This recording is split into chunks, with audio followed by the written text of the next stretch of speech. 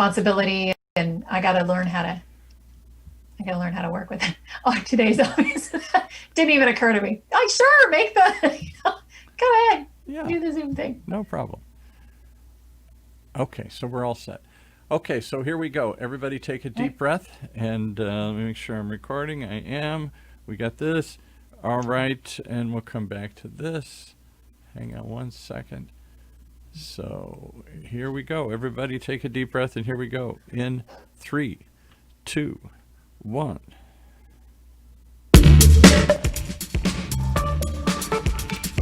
You're listening to Workplace Perspective, an employment law podcast presented by Sapphire Legal. Workplace Perspective is a regular podcast series for employers and employees focusing on education, training, and the law to help organizations of all sizes develop and maintain successful workplace relationships.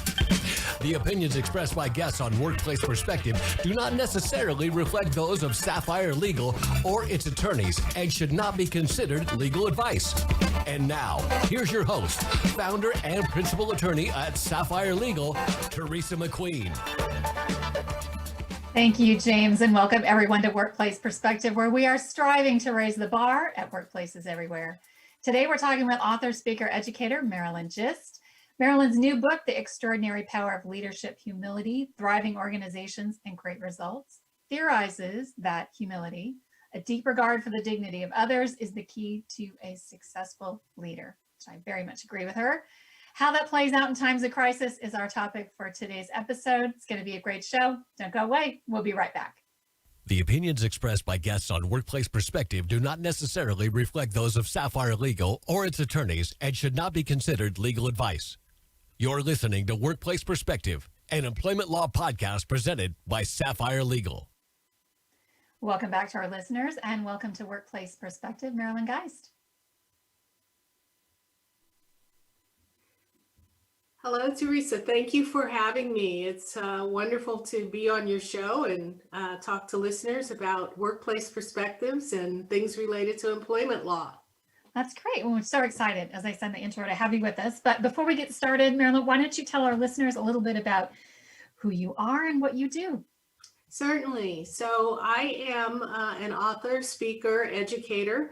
I have spent much of my career in higher education at 3 universities, including those here in Seattle, University of Washington and Seattle University. Prior to that, I had a career that included management in both the federal sector and in private industry. So I've worked in my academic career with a lot of managers and executives and had some experience in that earlier. And that was part of my interest in leadership long-term and part of what led me to write the book. That's great. Well, I love your thoughts on leadership. I really do. And your concepts and ideas just speak to me because they echo my thoughts on professionalism and etiquette in the workplace, and the idea that really no matter who you are in the company or at what level, we all need to treat one another with my training, consideration, respect, and honesty. So maintaining the dignity of others is always really top of my list for avoiding legal liability or reducing legal risk in employment law related claims. So your theories of leadership, I'm thinking specifically of the 3 questions that you have for leadership. Who are you? Where are we going? And do you see me? You think those are really key. And I'd like you to elaborate on that a little bit. Can you? Yes. So these are questions that many people are not going to come out and ask a leader, but they're the things that cross our minds pretty quickly when we meet a new leader. When someone takes a new leadership role as head of a company or major politician, for example, or we get a new boss, or we just have to work with someone in a different department and they're in a leadership role. Immediately, we want to know, who are you? Meaning behind the name, what kind of person are you? What's your character like?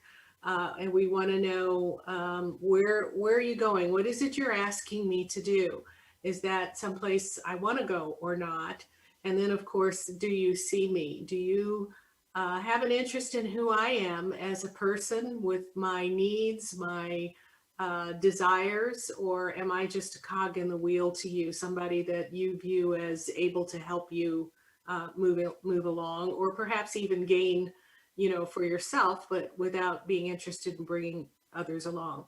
So these three questions are at the top of our minds as we meet and get to work with leaders, and we watch them very carefully for what they say, for actions they take that kind of give us clues that answer those questions. So those are all sorts of, so you're talking as we're going through, or these are top of mind as we're working with these people, we're forming opinions, we're sort of figuring out where they land on all issues in comparison to the way that we feel about issues. I think that's really interesting. I think that this will kind of fall into the next question. So my thought in having you on the show in the first place, I did want to talk about leadership in a time of crisis. And I know when we were preparing for the show, I was mentioning to you that I thought it was interesting in my little world, looking at my clients and the way they handled the pandemic. And in my opinion, there were a number of individuals who were good workers, good employees, but really weren't really showing those everyday leadership qualities. But boy, pandemic comes along and they are shining. These people have just were wonderfully pivoting and were able to take charge of their departments and show true leadership. And as you pointed out, not everybody does that. Right. That didn't happen with the people that we expected it to happen with. So I'd love to hear your thoughts on that as well. Well, I don't know that I have a magic answer to that, but I think that the different context calls on different things that we have to offer. You might have a leader who really gets a lot of energy in being direct contact with the team, has an opportunity kind of day in and day out to get reaffirmation about how good they are. Whereas in this crisis, what it's done is it's created challenges for all of us who are working from home, as well as for people who are frontline essential workers. So they have different needs that weren't necessarily there before. And a leader who's used to, I'm in the game because I want something for myself, is going to be challenged now in needing to pay much more attention to other members of the team who might not be able to just carry on in the same way. And yet other people who might have been maybe more quiet, they weren't quite as filled with pizzazz or charisma, so we didn't necessarily think of them as leaders, have had an opportunity to really rise to this challenge. And some of them have done amazingly well, as you've said. We had a guest on recently who talked about introverts in the workplace. And Yeah. it occurred to me, thinking back on that I think you're right. And I think it had to do with a lot of those, he was an introvert in a leadership position. And a lot of the things that you're talking about would really allow someone like that to shine. Someone who likes to think and implement and sit back and, kind of look at the big picture and see where we're going and make plans. And there was lots of that at the beginning of the pandemic, lots of time things were changing rapidly, but there was still time to get a handle and to plan, because planning was the key. Planning was the big thing. So I think that's a lot of that shining, that possibly why they started shining. Well, I think you're right. And I think we often mistake some of the more extroverted qualities, charisma, enjoying being with people in that more social way, as being things that leaders need. But the data doesn't really support that.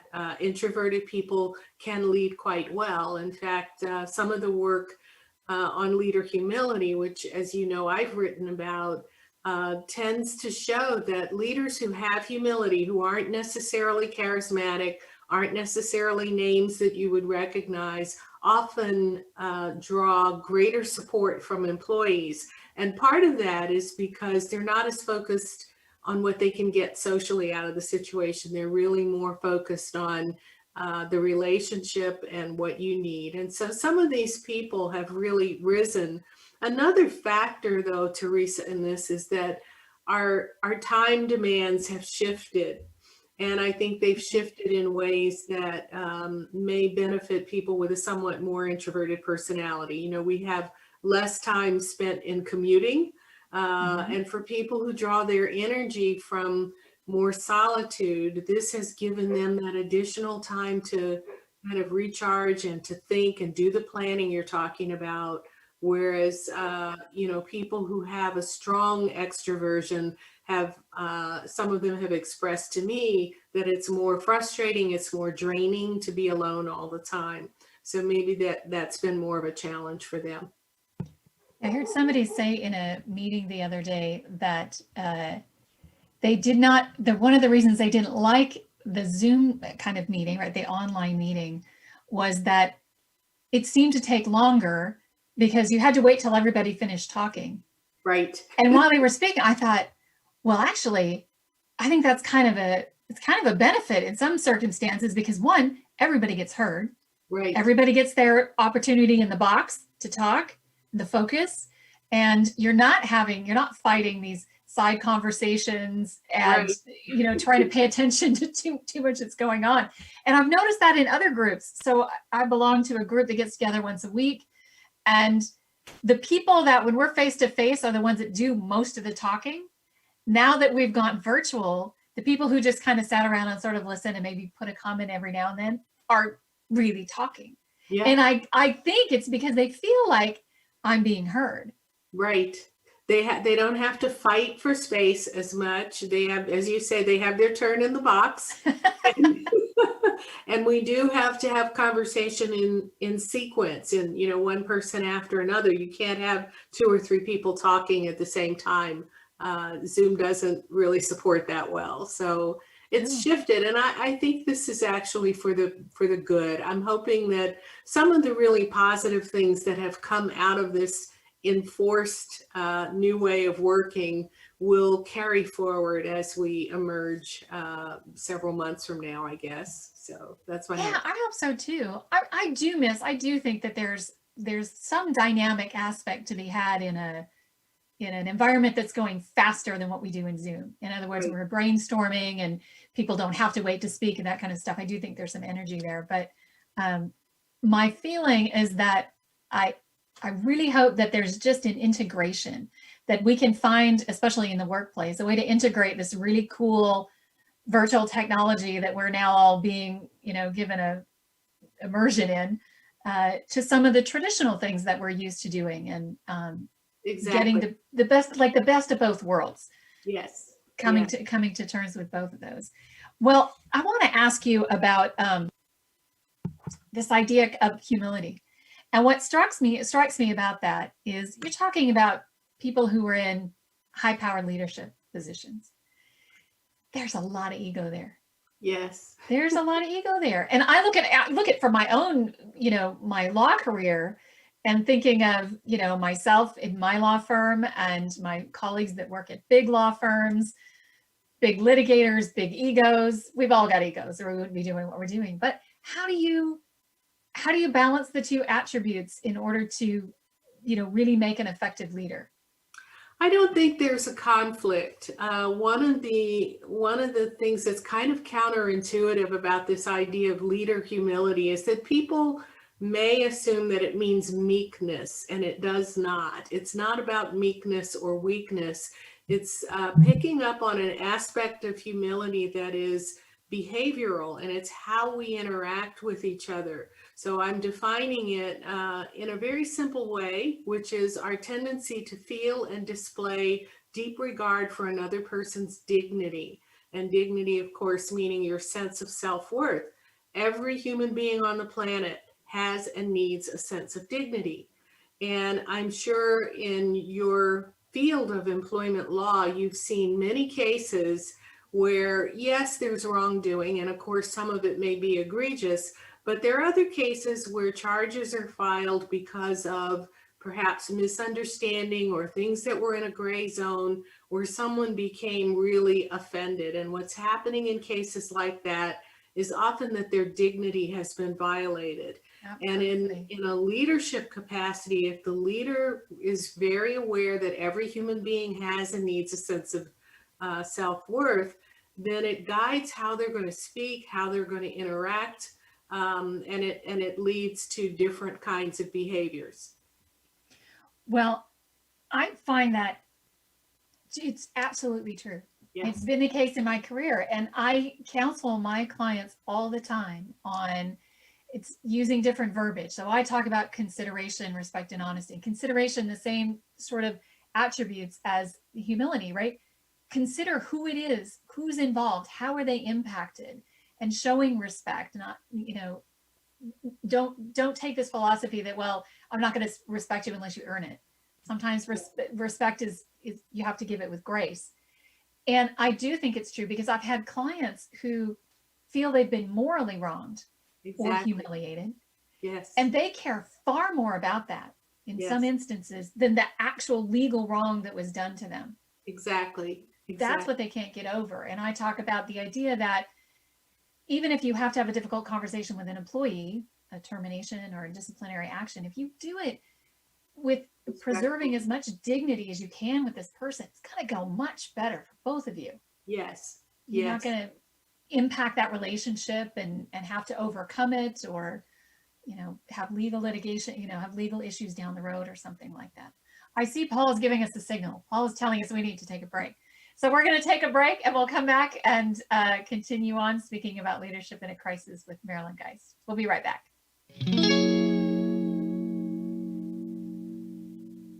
So it's just. The average time a resume spends on an HR manager's desk is 7 seconds, and most of them are tossed aside. Now imagine if one of those resumes belonged to Yasmin, who was living in a shelter, juggling 3 jobs. I had to be resilient. That's something that you can't teach. Or if that resume was from someone who worked 12-hour shifts at the recycling company with my dad, who's 72. That taught me a work ethic that I carry with me every day. We rely so much on a resume, yet it could never tell the full story of someone. Growing up where I did, a lot of things could have gotten in the way of my goals. But I learned to push through, and that's what I bring to work every day. So maybe it's time we look beyond the resume and look to Grads of Life. Discover new ways to develop great talent that are so much more than what's on paper at gradsoflife.org. A public service announcement brought to you by Grads of Life and the Ad Council. If you enjoyed today's show, do this. Share us. Like us.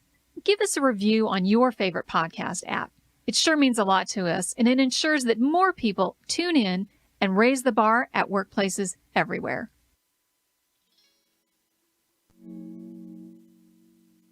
Back, everyone. We're talking with Marilyn Geist about leadership in a crisis. We were just talking about humility and ego, and I was asking Marilyn if she would share with us on the break. I was asking her if she would share with us a success story where she's seen this effective blending or not worrying too much about ego or something she's particularly proud of. So Marilyn. Thank you. I could give so many examples, some of them from consulting work I've done in organizations, some from direct coaching, some from my classroom where I've worked with students over a 2-year degree program and we see progress in this area. One example that comes to mind is actually a consulting client where I had been doing a different type of work in the organization, but there was an executive that was kind of crazy making for everyone. And the CEO this was a vice president, the CEO had talked with this person quite a bit, and it wasn't making much of a difference. And I was, asked if I could work with him and see if I couldn't turn things around. And it was a little bit of a last-ditch effort, but I did. And what was amazing was, in his case, the real issue was one of balanced ego. So, and also I talk about, under the do you see me, there is this question of recognizing the other person for who they are. And this particular executive had a tendency to be very boastful. He was arrogant in the sense of very proud of what he had done, of what his family had done, of where they'd gone to school, of all the great things they were doing, and would tend to talk to people at every opportunity about how wonderful all this was. And most people were comfortable listening to that for the first time or two or three or four. And then at a certain point, they really found it frustrating and they would just try to distance themselves. They couldn't get a word in edgewise. And it was starting to have a negative impact on the work because people didn't want to come talk to him at all about anything.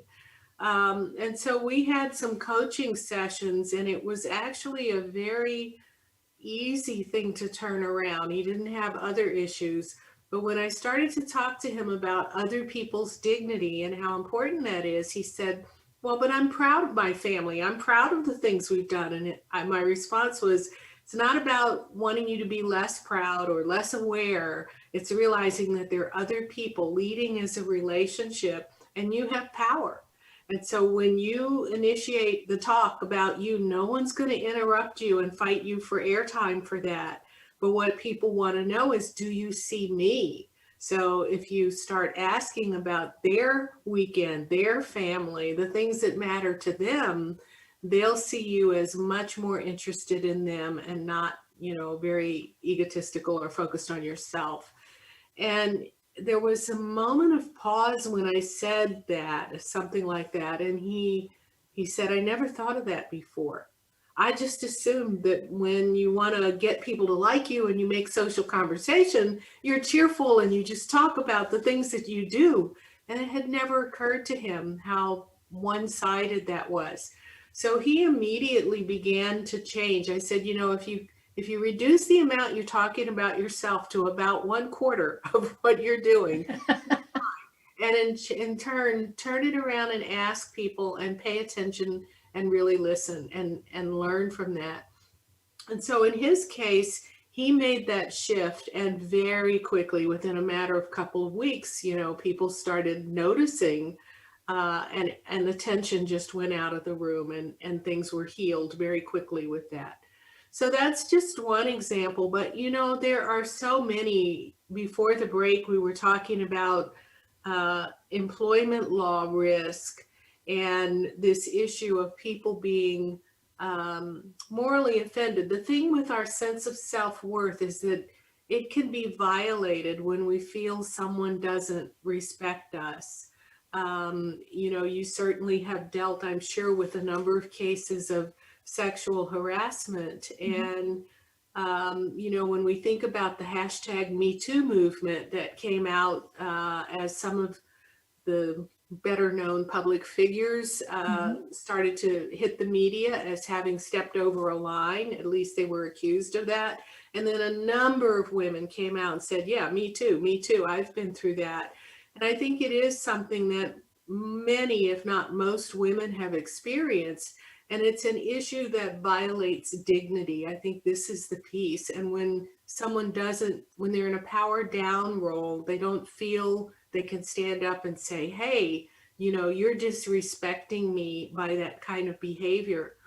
And I mention that because I've had so many male colleagues who say, well, you can't say anything, you're so fearful. But I think women know the difference. They know the difference in a casual comment made by somebody that might have been insensitive, but where that person really respects them as much as possible, and someone who doesn't respect that line at all, and who makes comment after comment after comment. So, and I think a real difference is about, do you have support for that other person's sense of self-worth, their dignity? Yeah, I absolutely agree. I think, you're talking about being self-aware, which is an art in and of itself and a journey. But I also think that, with regards to sexual harassment, in 2016, the EEOC came out with a report. They'd done a task force study in 30 years of Title VII, which prevents sexual harassment, discrimination at the federal level.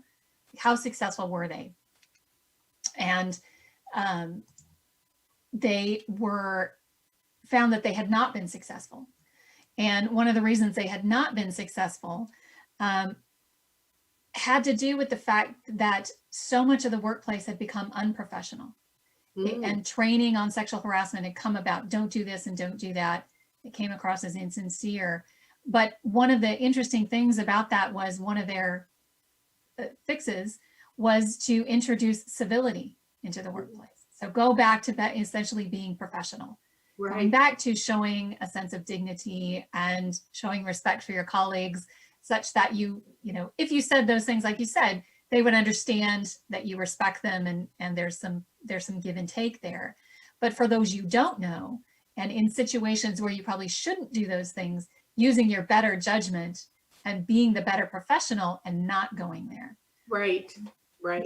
I just think that's really important. And I think it's catching on, but there's a lot of trends going. It's like, I could go on sexual harassment forever. But I do think that there's really something to that. And I agree, as a leader, that's really interesting that somebody would, it's almost, as you were speaking, I was thinking, it's really a trick of being curious, of Yes. cultivating your own curiosity about the people that you work with and the situations they find themselves in at work. And I'm not talking about getting personal, but just being more curious about the people that you're working with. Yes. On a human level. Yeah, absolutely. Absolutely. All right. Well, we are getting ready to wrap up. So do you have any final thoughts, any tips you want to share with our listeners about ways to, if some of our listeners are perhaps looking to ways to improve their leadership skills, what would you share? I would share that leadership is a relationship. No matter how smart and how smart you are, how great your ideas, if you're working alone on them, that's not leadership. Leadership involves working with other people, so you're in a relationship, and the foundation for any healthy relationship really is what I call humility, that tendency to feel and display deep regard for another person's sense of self-worth. If you violate that, you've lost them. And on an employment level, they may stay if they need the job, but you're not going to get their best effort and their greatest enthusiasm unless you show that regard for them as a human being.